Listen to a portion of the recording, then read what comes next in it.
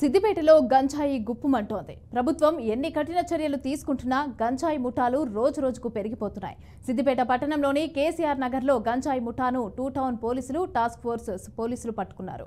ఇక గంజాయి విక్రయిస్తున్న 9 మంది సభ్యులు గల ముఠాను పట్టుకున్నట్లుగా సిద్దిపేట ఏసీపీ మధు తెలిపారు.